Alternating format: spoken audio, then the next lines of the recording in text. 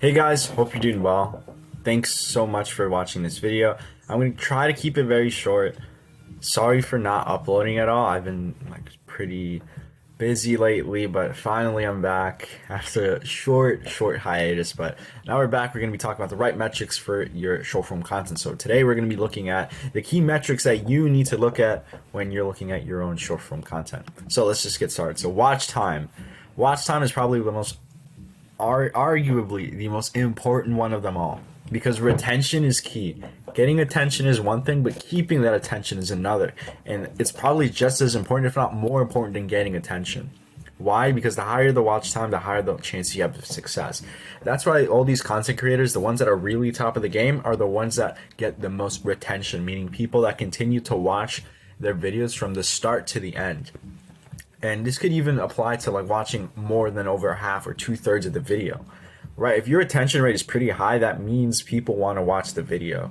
That means that you're building that much intrigue and really making good content to the point where people want to continue to watch it. They're continuing getting their intrigue and curiosity built, and they like what you post. They like what you put out. So that's a good indicator that you should be putting out more stuff, and that you should be focusing on how you can continue to get people to watch more of your videos and to watch it for long periods of time, if not watch the entire thing.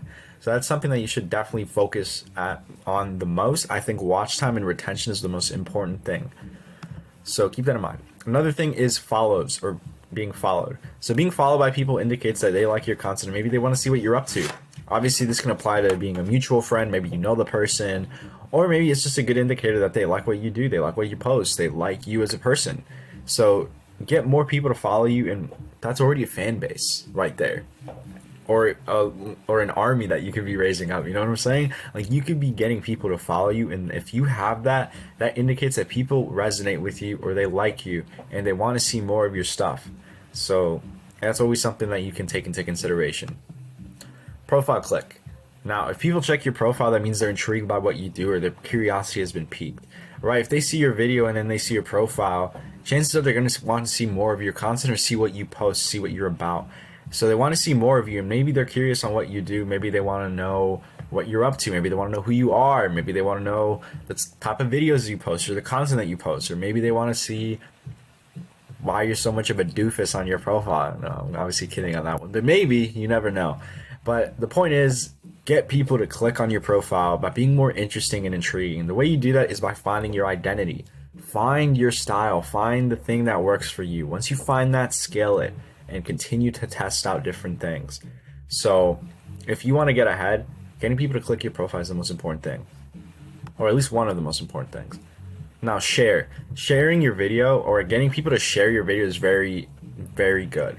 It's a very good sign that people like to watch your videos, but also it means that people are sending it out to other people, and they're talking about you or the content that you put out. And the more that gets shown, the more that gets shared, the algorithm pushes that further.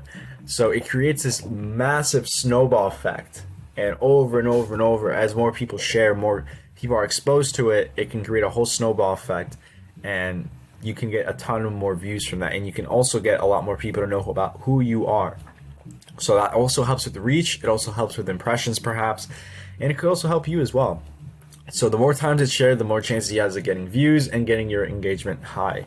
So it's always a good thing to have, and it's always something that you should also focus on getting more people to do. And the way you do that, I mean, you could just say a call to action at the end, hey, like and share this video, or maybe you posted something that's very valuable or entertaining to the point where people want to share it to other friends. Maybe it's a funny video that maybe everyone wants a good laugh, or maybe you shared some really good value that someone knows someone that can be shown that information and get that value as well. So it's really just a matter of how you get that in. You get people to share that video and spread the message. So another one, and this is the last one, is like and comments. So it's probably at the bottom of the totem pole, but it's still important and still something that you should still consider and look into. So if people are liking and commenting, this could be to your benefit, could also be to your downfall as well. It could also be a downside, but it really depends. It depends on you and your content at the end of the day. So whether it's sparking a conversation or they like what you post, it's something that can be very useful, especially on the comments side.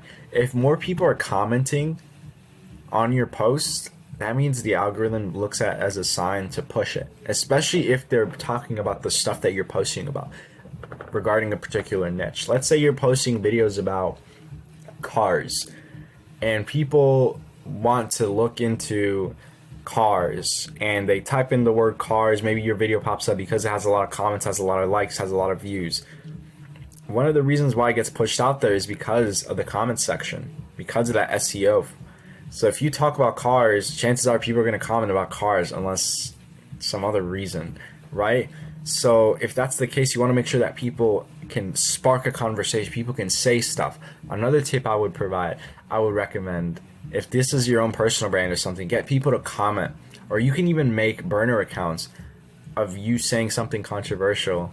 Not of you, but like you using the account to say something controversial, and people will spark that conversation, and boom, you get engagement, more people coming in, etc.